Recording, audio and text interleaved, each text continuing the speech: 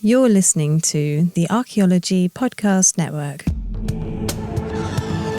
You are now entering the Pseudoarchaeology Podcast, a show that uncovers what's fact, what's fake, and what's fun in the crazy world of pseudoarchaeology.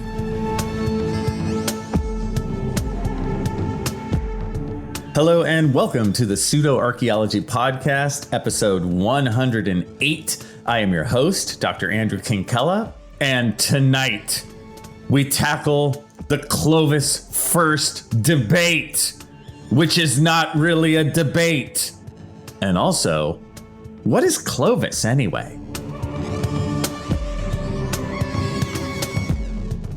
So, why are we doing Clovis tonight? So you guys, I got to tell you, I did this YouTube video at this point about a month ago. And I've talked about it on a previous podcast, right? I did this video making fun of Graham Hancock, right? And if you haven't seen the video, you should check it out. As of this recording, I'm recording this January 15th. It has 16,000 views.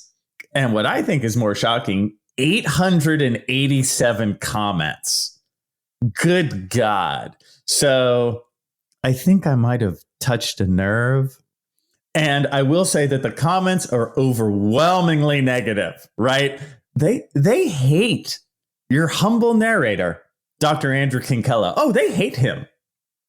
Oh, they think he's just a fool who knows nothing.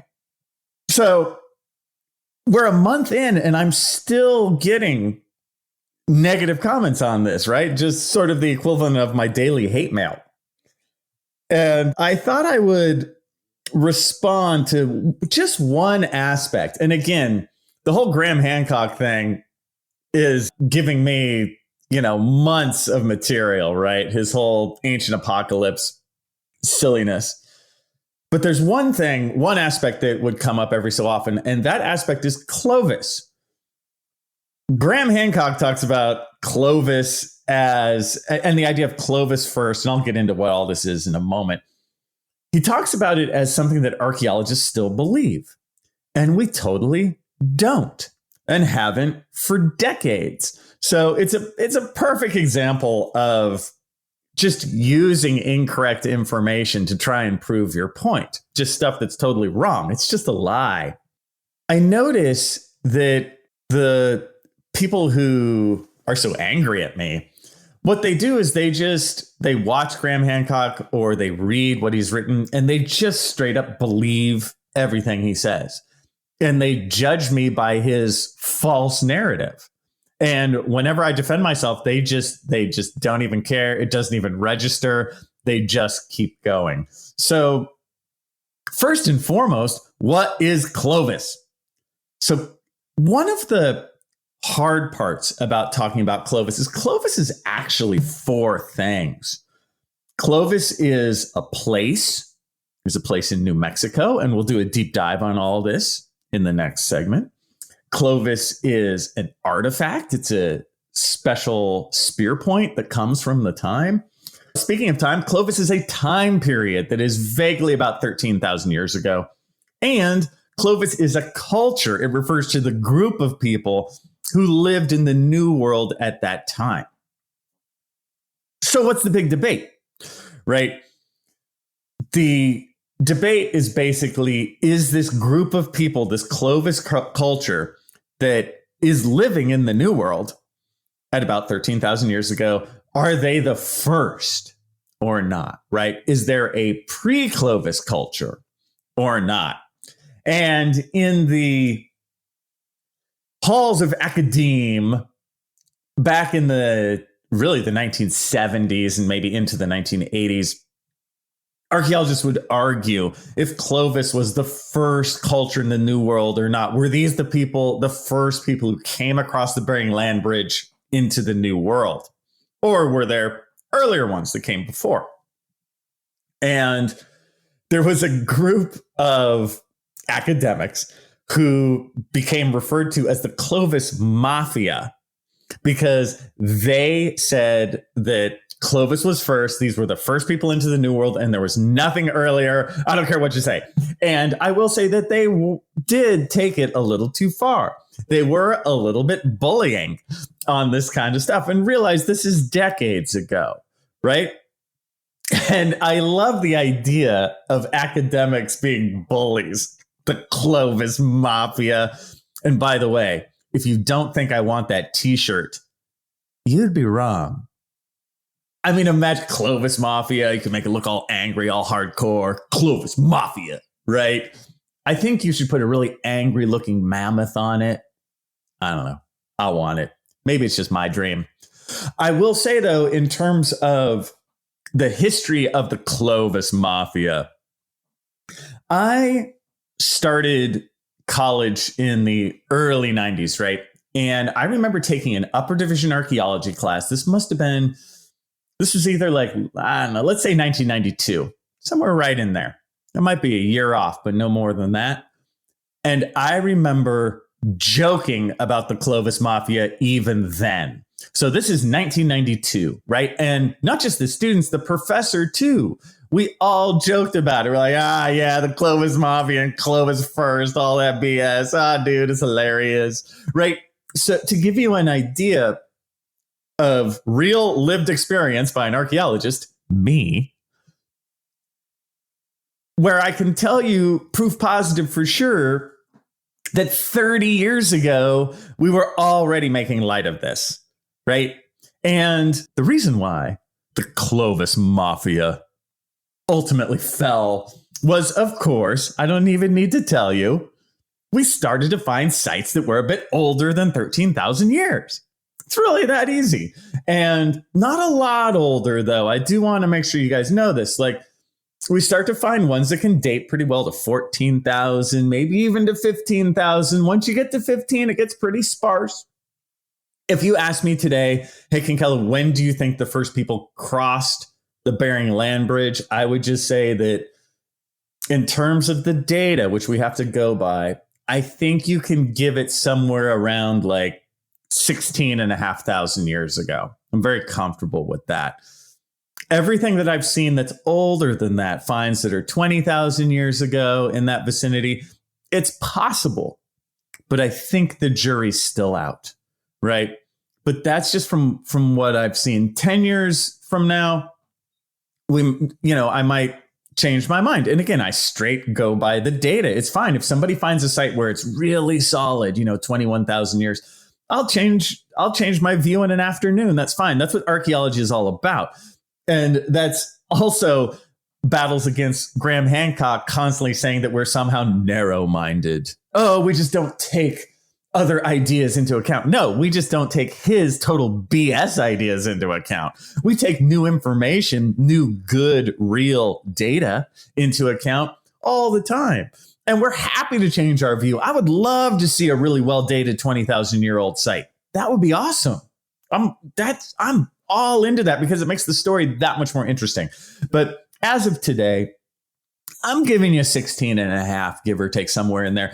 And it just shows you that these sites, when we talk about Clovis sites where you're going to find the stone tools that go with Clovis, where you're going to find evidence of that culture, or even pre-Clovis sites where you're going to have good dates in the 14,000-year-old or 15,000-year-old realm. Those are exceedingly rare. They're super rare. That data, those sites are extra, extra precious because they do not come up every day, far from it. And I would say that the question of the peopling of the New World, right? How and when human beings first got here to North and South America is the single hardest question in all of archaeology. That's where I'm going with that.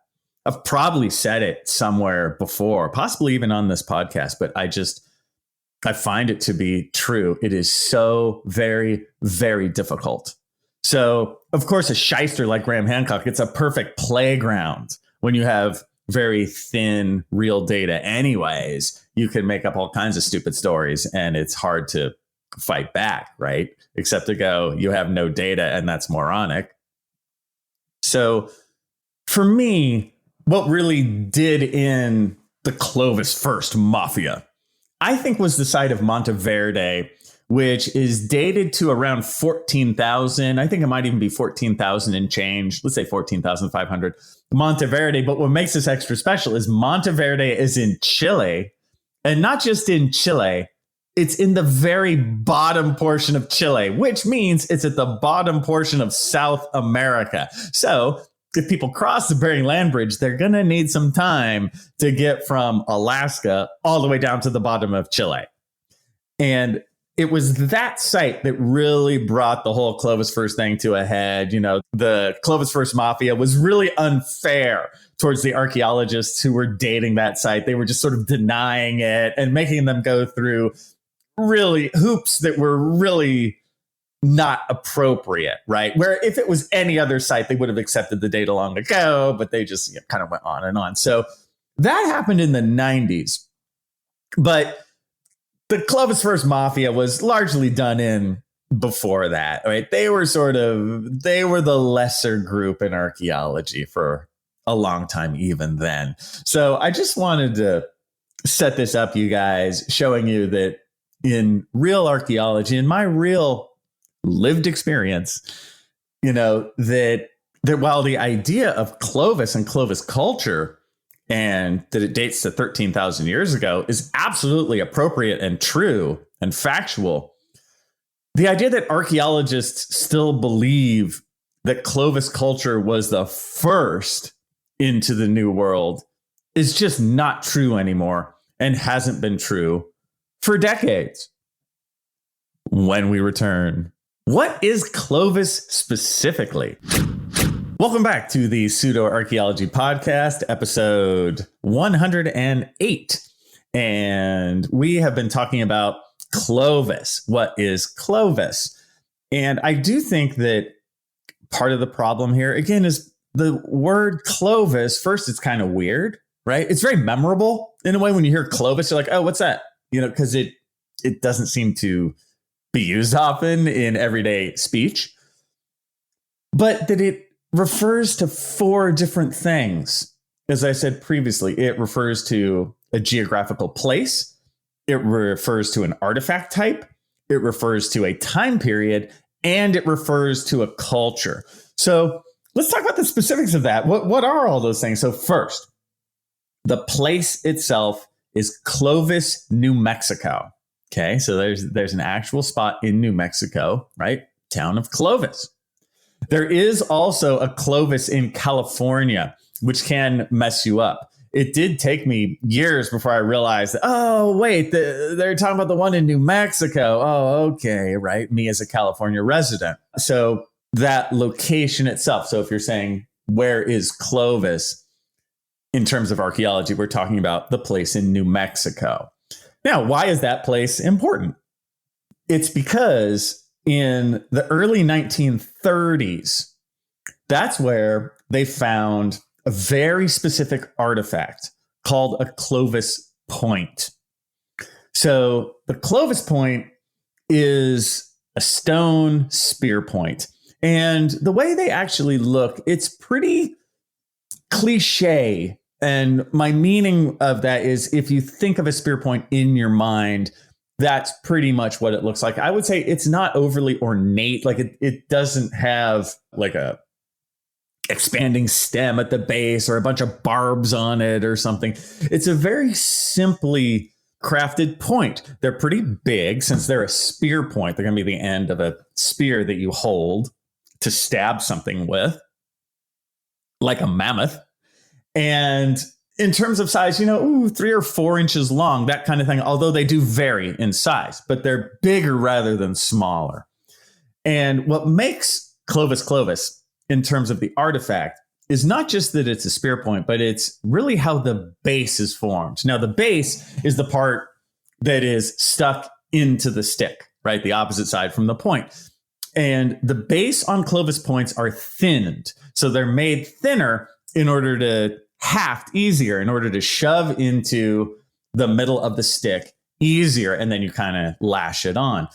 And the way it's thinned is by taking a flake out of either side at the bottom. So when the craftsmen who had to be really, really good at making stone tools to make a Clovis points, because Clovis points, they look great. They're really fine.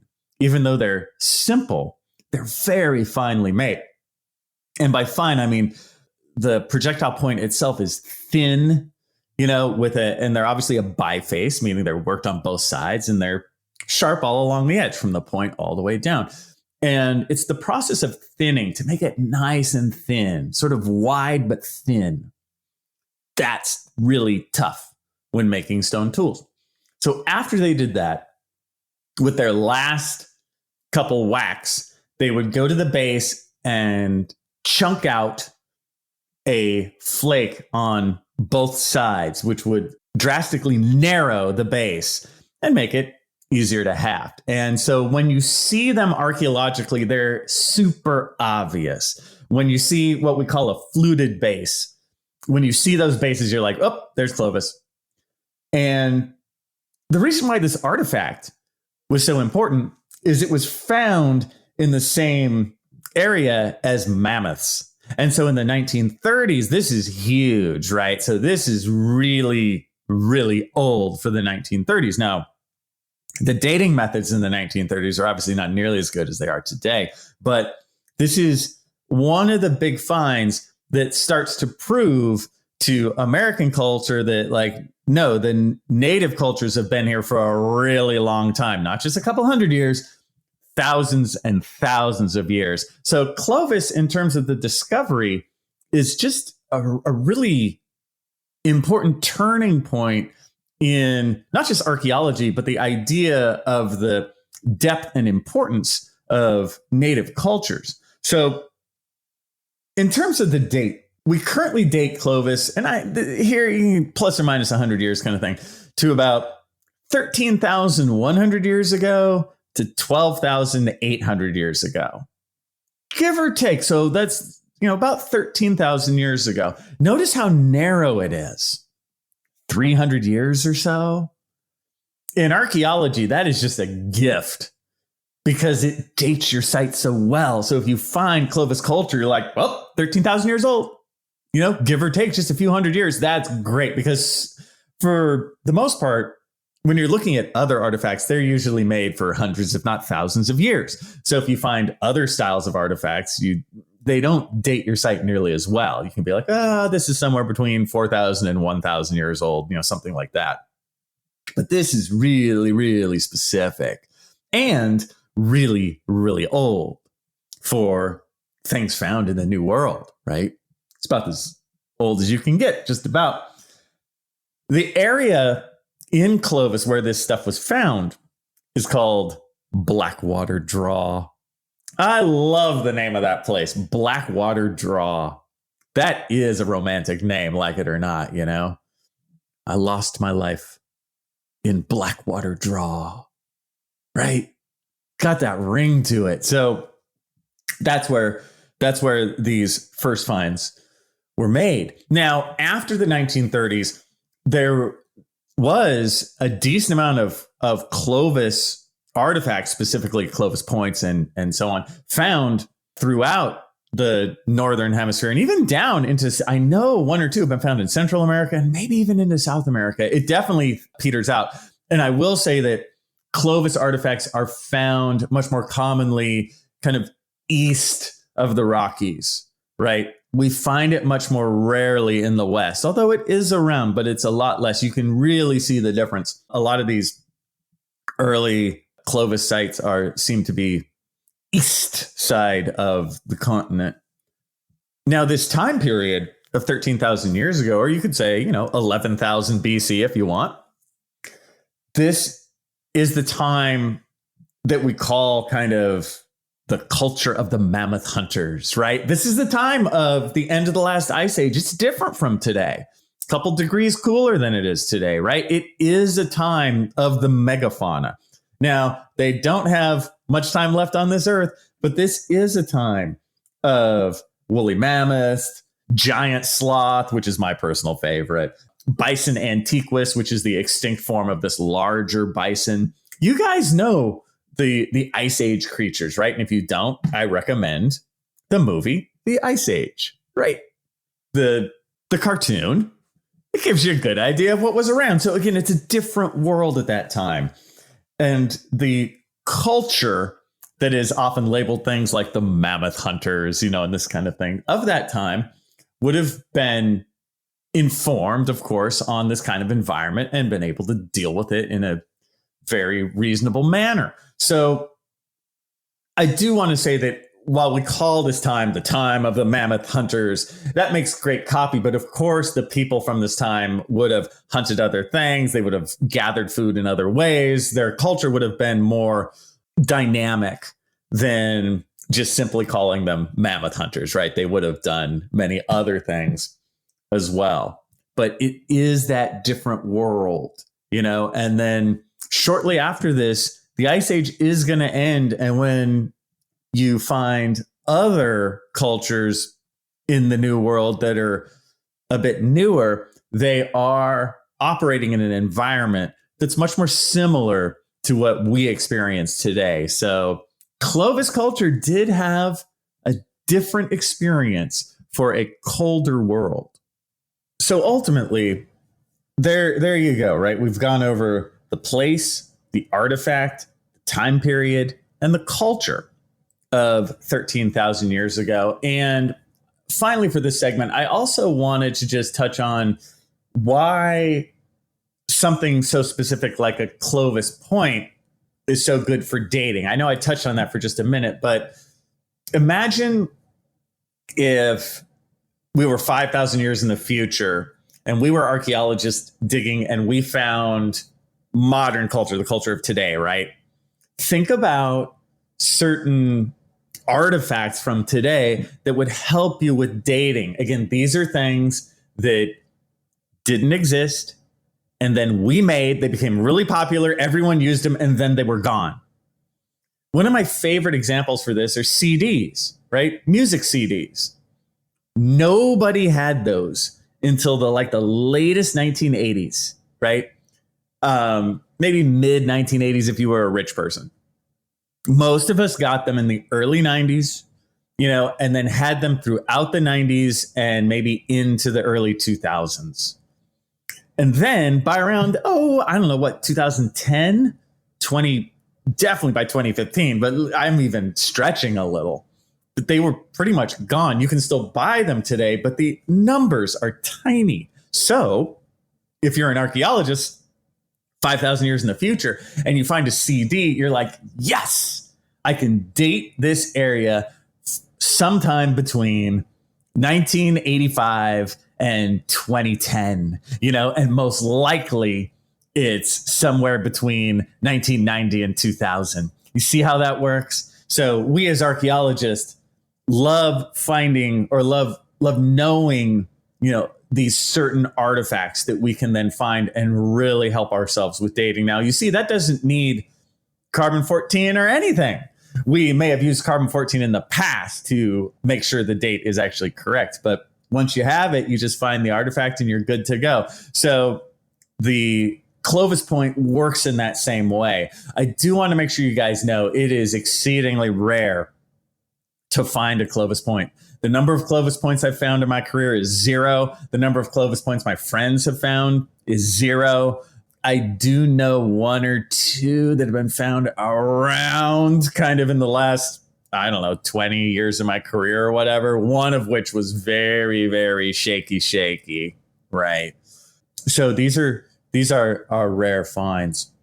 And in terms of dating pre-Clovis, as I said before, these sites are just coming up more and more.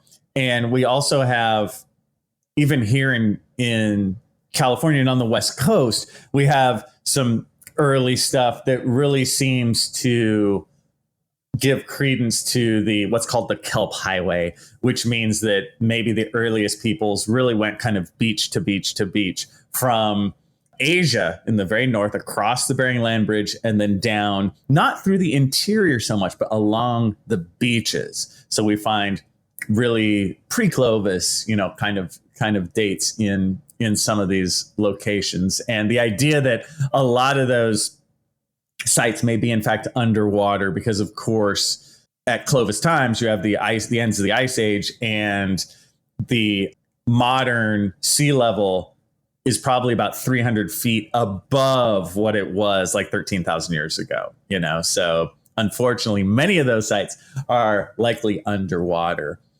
But in the future, hopefully, we will find some of those when we come back.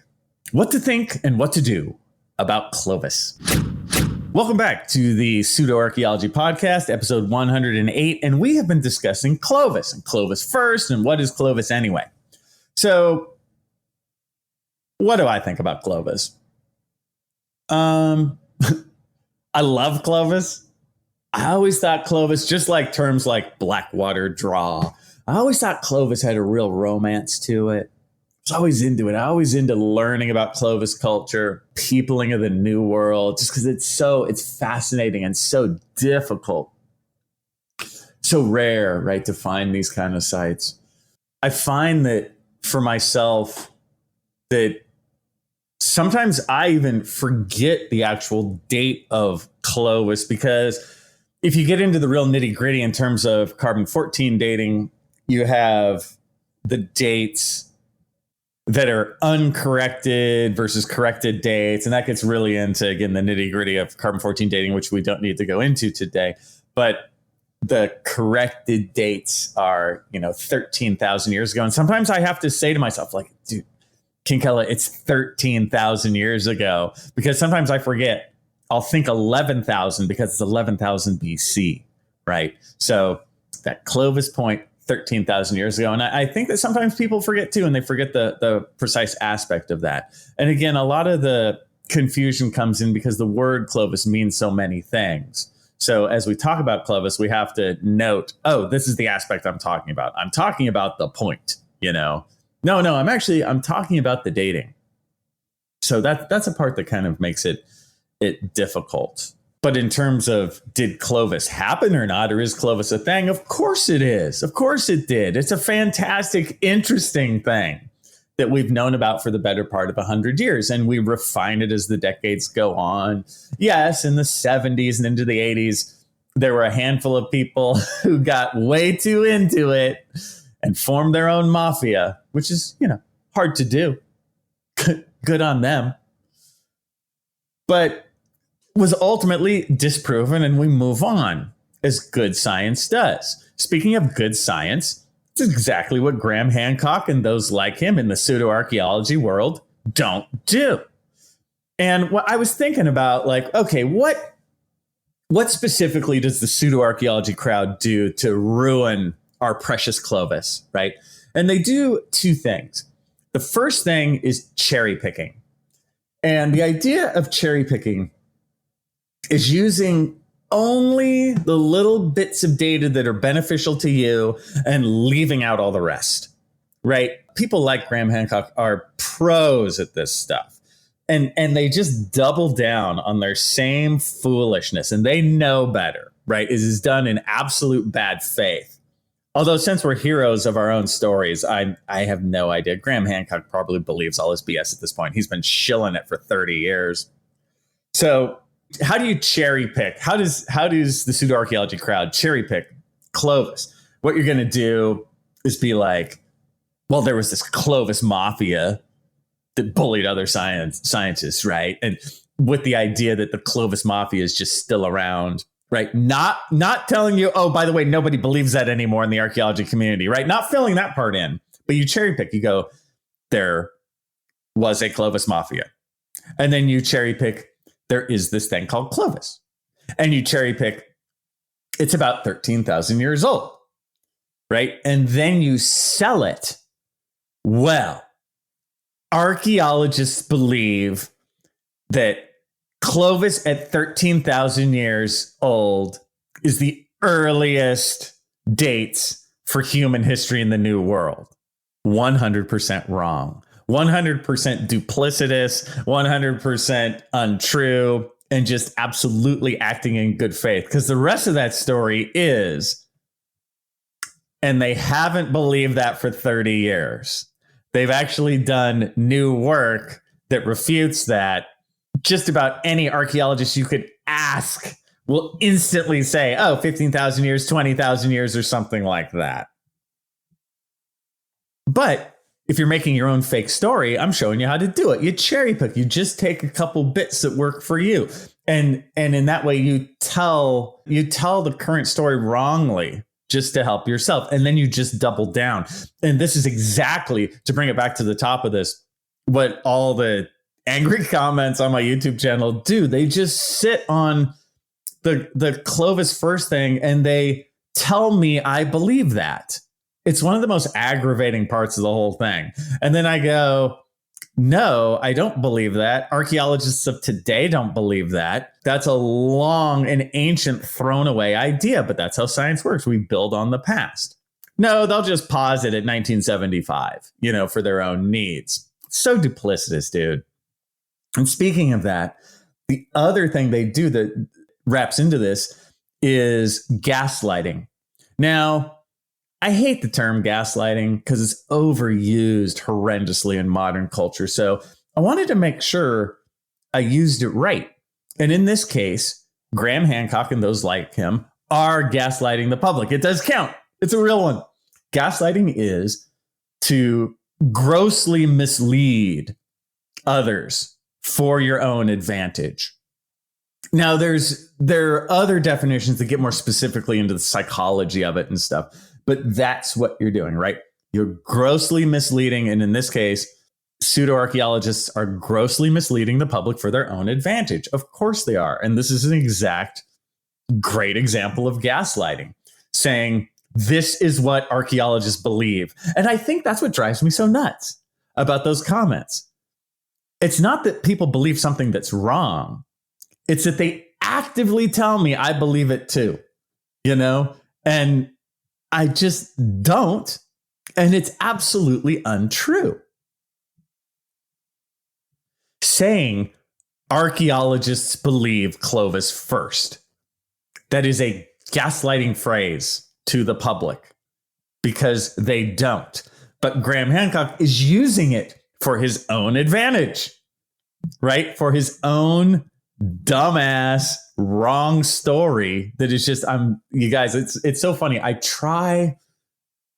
always want to help with this stuff, but I get so tired of responding to the same thing. I've literally had, I told you at the top of this, 887 comments.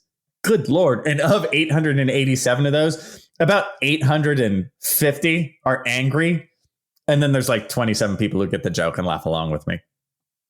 So it's funny. Sometimes it feels like, ooh, Kinkella, are you taking this too seriously? But I'm kind of not, because this just absolute BS lies just covers up the truth of modern archaeology and the truth of what people should know.